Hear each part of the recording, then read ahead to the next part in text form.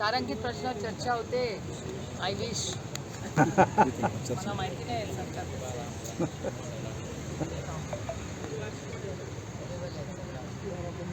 दडपशाही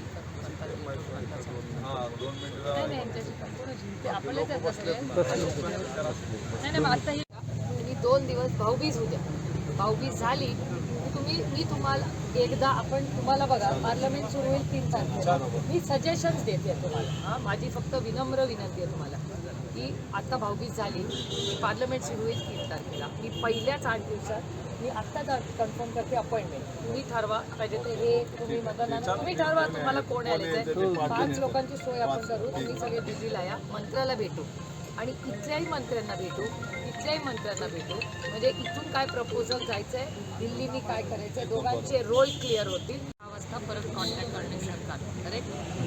त्याच्यानंतर मी पत्र देईन करेक्ट. त्याच्यानंतर पाठिंबा त्याच्यानंतर अजून काय करणे पार्लमेंटमध्ये ते करणे. त्याच्यानंतर मग महाराष्ट्र सरकारमध्ये कोणाला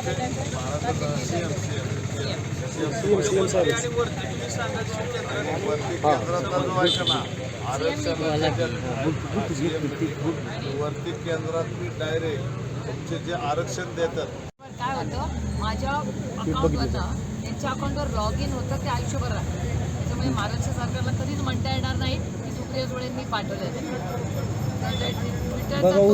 उचलला फोन तर बघा ताई पुढे घ्या पुढे घ्या 5वा दिवस आंदोलन मी तुमच्या वतीने महाराष्ट्राच्या मुख्यमंत्र्यांना एक ट्विट लगेच करते बाबा हे बसलेले तिथे तुमच्या या सरकारने तातडीने जी नोंद घ्यावी की 15 तारखेची डेडलाईन का 16ची आहे ती मी आत्ता मुख्यमंत्र्यांना लगेच आणि आमचे ट्विट सगळीकडे पसरतात त्यांना ऑफिसला जाते म्हणजे तुम्हालाही गॅरंटी की माझं ट्विट गेलं पुढच्या 15 मिनिटात. साहेब जरी भेटीला आलं तरी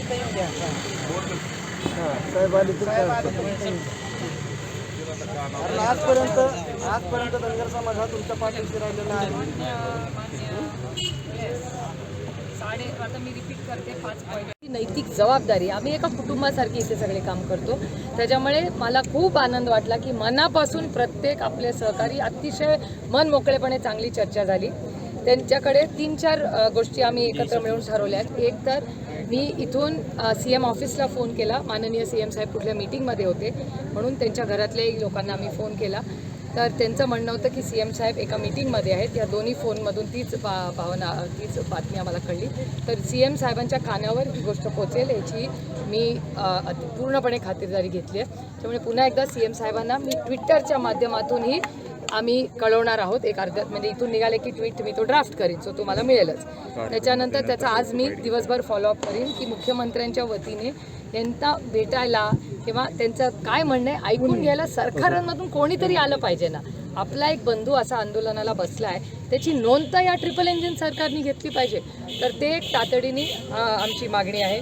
दुसरं की मी स्वतः अर्थातच धनगर मराठा लिंगायत आणि मुस्लिम समाजाची जी आरक्षणाची मागणी आहे ती सगळ्यात जास्त पार्लमेंटमध्ये कोणी मांडली असेल तर ती मी मांडली आणि हे डेटा वाईज सांगते मी.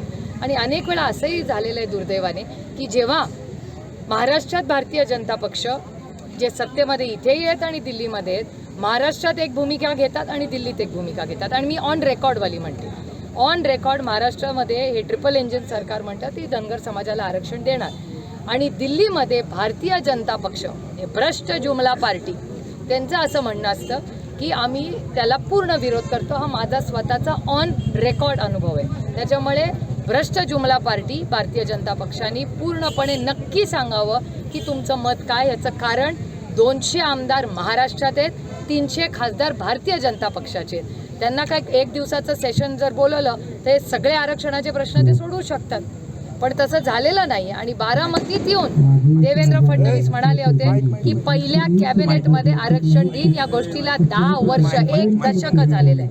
त्याच्यामुळे या विषयाचा अतिशय संवेदनशीलपणे विचार झाला पाहिजे. हे जे ट्रिपल इंजिनचं महाराष्ट्राचं सरकार आहे अतिशय असंवेदनशील या बाबतीत आहे. दुसरं त्यांची इच्छा आहे की मी पार्लमेंटमध्ये पुन्हा एकदा 3 तारखेला पार्लमेंट सुरू होत आहे, त्याच्यात मी हा इश्यू रेज करावा, तो मी करणार आहे.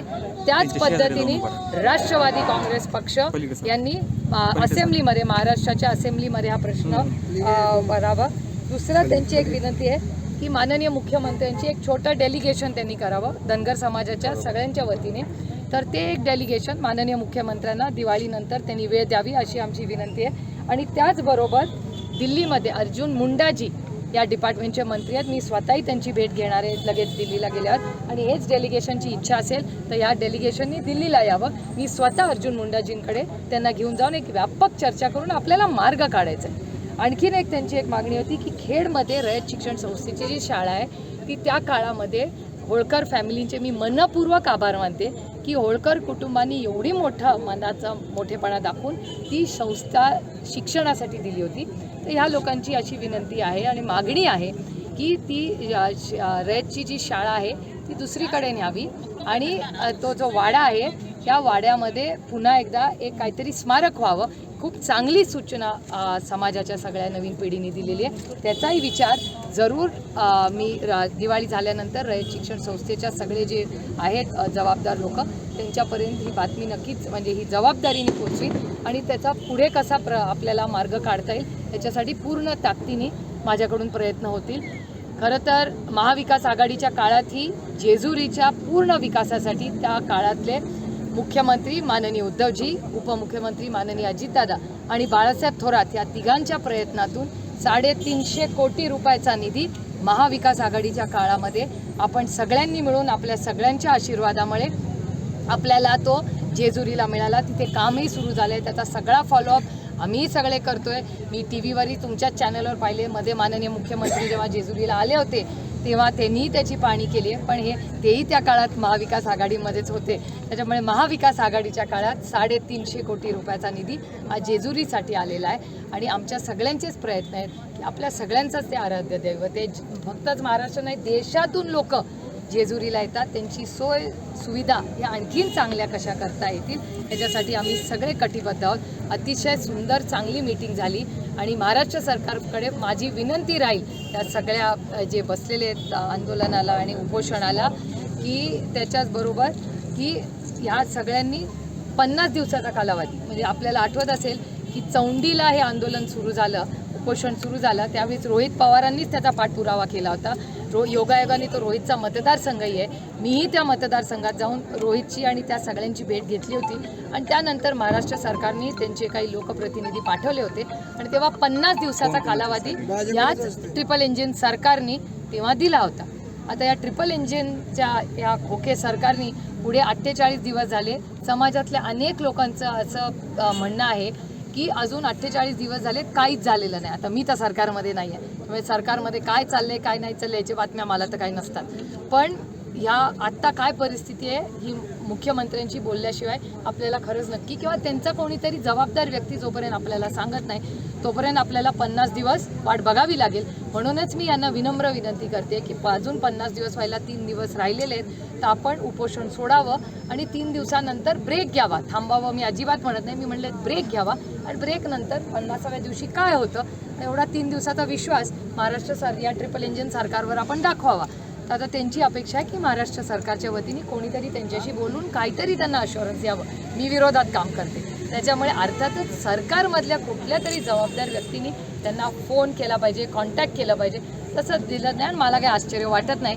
अतिशय असंवेदनशील हे ट्रिपल इंजिनचं खोके सरकार आहे, त्याच्यामुळे त्यांच्याकडून काय अपेक्षा करणार. तुम्ही बघितलंय जरांगे पाटलांचं काय त्यांनी केलं किंवा जालन्यामध्ये ज्या अमानुष पद्धतीने महिलांना आणि युवा पिढीला त्यांनी जसे हल्ले केले, त्याच्यामुळे खूप जे वातावरण आहे अतिशय अविश्वासाचं वातावरण, महागाई, बेरोजगारी, आरक्षण या सगळ्यामध्ये कम्प्लिटली फेलियर हे ट्रिपल इंजिनचं खोके सरकार आहे. त्यामुळे माझी काय फार ते एका बाजूला एकत्र दिसताय आणि वरती लढाई चालू आहे. आतून पॉवर कुटुंबी एकत्र पुढे नंतर समेट होईल. हे बघा वैचारिक प्रगल्भता, मी राजकारण समाजकारण जे करते ते आदरणीय पवारसाहेब आणि कैलासवासी यशवंतराव चव्हाणांच्या संस्काराने करते. चव्हाण साहेबांचे संस्कार आदरणीय पवार साहेबांवर झाले, ते दोन्ही संस्कार माझ्यावर झाले. आणि आपल्याला आठवत असेल तर आपण मराठी माणसं ही खूप सुसंस्कृत असतो. आपली लढाई वैचारिक आहे, वैयक्तिक कोणाशीच नाही. त्यामुळे वैचारिक लढाईमध्ये, आणि मी सकाळी कालच तुमच्याशी बोलले, तेव्हा वैचारिक लढाईमध्ये असं म्हणजे ही आमच्यासाठी तरी लोकशाही आहे. वैचारिक लढाई आणि स्वतःची प्रेमाची मैत्री नाती ही कशी. आता मी तुम्हाला अनेक उदाहरणं कालही देते, आजही पुन्हा देते की प्रमोदजी हे भारतीय जनता पक्षात होते, आदरणीय पवार साहेबांचे आजही महाजन कुटुंब आणि पवार कुटुंबांचे 60-50 वर्षाचे ऋणानुबंध आहे, आजही आहेत. प्रमोदजी नसले तरी पूनमबद्दल माझ्या मनात प्रेमच आहे आणि कायम राहील. मुंडे कुटुंब असेल, अटलजींचं कुटुंब, आजही आमच्या घरात काही दिल्लीत कार्यक्रम असेल, अटलजींची मुलगी फॅमिली त्यांची जी आहेत मानसपुत्री, ते सगळे आमच्या घरी आजही येतात, त्यांचे जावई येतात, हे सगळे कुटुंब. अरुण जेटलींची फॅमिली, सुषमा स्वराजांची मुलगी बासुरी एवढी हुशार मुलगी आहे. त्याच्यामुळे आमची लढाई अरुण जेटली वैयक्तिकची नव्हती, सुषमा स्वराज वैयक्तिक नव्हती, अटलजी वैयक्तिक नव्हती. आमची लढाई वैचारिक मतभेद आहेत, आमचे वैयक्तिक कोणाशीही मतभेद नाही. त्याच्यामुळे मला असं वाटत नाही की हा विषय आणि हे संस्कार कैलासवासी यशवंतराव चव्हाणांनी पवार साहेबांवर केले आणि तोच वारसा पुढे जायचा एक प्रांजळ प्रयत्न मी करते. उद्याच्या पाडव्याला कोण कोण स्टेजवरती दिसेल? आता माझी तर वळणी लागते असं मला वाटते. येत असतात, परंतु काल विरोध केला जात होता, कुठल्याही नेत्याला येऊ दिलं जाणार नाही आता अशी माझी भूमिका सविस्तर कालपर्यंत चर्चा- होती. आजची चर्चा झाली, मी त्याच्यामध्ये काय या भूमिका सगळ्या मांडली? आंदोलकांचे मनपूर्वक आभार मानते की त्यांनी एक गोष्ट, जर महाराष्ट्र सरकारने 16 तारीख दिलेली आहे, त्याच्यामुळे आपण 16 तारखेपर्यंत वाट बघावी अशी मी त्यांना विनम्र विनंती केली आहे. भाऊबीज होईस्तोवर, त्याच्यामुळे त्यांनी माझ्या शब्दाला जो मान दिला, प्रेम दिला, त्याबद्दल मी आज समस्त नवीन पिढीचे मनपूर्वक आभार मानते की अगदी प्रेमाने एक मोठे बहिणीच्या हक्काने मी त्यांना भाऊबीज म्हणून सांगितलं हे करायचं माझ्यासाठी, आणि त्या सगळ्यांनी त्यांच्या बहिणीच्या पदरात ही भाऊबीज टाकली, त्याबद्दल माझ्या या सगळ्या बंधूंचे मी मनपूर्वक आभार मानते. त्या उत्सुकता आता एकच लागली, गेले 20 वर्षापासून पवार कुटुंबीय गोविंद बागेत दिवाळी 20 वर्ष नाही साहेब, MLA झाले 2001 पासून गोविंद बागेत लोक गोविंद बागेत, भेटायला त्याच्या आधी येतात, गोविंद बागेत भेटायला लोक पहिल्यापासून. येतात, परंतु उत्सुकता एकच आहे की उद्या अजितदादा गोविंद बागेत येणार का? आता दादाचं तुम्हाला माहिती आहे मेडिकल सिच्युएशन काय आहे, त्याच्यामुळे डॉक्टर ठरवतील. परवाही दादा कार्यक्रमाला थोडा वेळ येऊन गेले तेव्हा दादांनी मास्क घातला होता, त्याच्यामुळे दादाला फार पब्लिक स्पेसेसमध्ये जायला परवानगी नाही आहे आणि क्राऊडेड स्पेसेसमध्ये, त्याच्यामुळे डॉक्टर आज रात्री त्याचा निर्णय घेतील. दादांनी परत एकदा अमित शहाची भेट घेतली. दादांना सरकारमध्ये काम करताना अडचणी येतात अशी एक तक्रार अमित शहाकडे केल्याची माहिती मिळते की निधी वाटपात शिंदेचा अडसर या सगळ्या कामामध्ये ठरतोय. अजितदादांनी जे आमदारांना सांगितलेलं होतं की जास्तीचा निधी जो आहे तो दिला जाईल, मात्र आमदारांना निधी मिळत नाही, त्यामुळे आमदार सुद्धा नाराज असल्याची चर्चा आहे. अजितदादांची खरंच अडचण होते काम करताना असं वाटतं? मला खरं तर या सरकारबद्दल फारशी काही माहिती नाही, कारण का माझा काही फारसा संबंध त्यांच्याशी येत नाही. पण आज महाराष्ट्राच्या समोर मला विचाराल तर आपला लोकसभा मतदारसंघाचाच हिशोब घेतला तर आपल्या सगळ्यात मोठं आव्हान आपल्यासमोर आहे ते पाण्याचं आहे. आज पाऊस नाही. मी आज सकाळी योगायोगाने इंदापूरला होते, उजनी 48% फक्त. आता मला सांगा, मागच्या वर्षी 100% या दिवशी होते. आणि मला तिथे अस्वस्थ करणारी गोष्ट अशी कळली इंदापूरला की आम्ही पाण्याचा आढावाही घेतला, त्याच्यात त्यांचं म्हणणं होतं की कदाचित असंच जर राहिलं ते कधीतरी अजूनही आपण, मला वाटतं की परतीचा पाऊस आलाच तर पाण्याचा प्रश्न सुटू शकेल, पण टँकर सुरू करावे लागतील का अशी परिस्थिती आहे. त्याच्यामुळे पाण्याचा एक खूप मोठा गंभीर प्रश्न आपल्यासमोर आहे.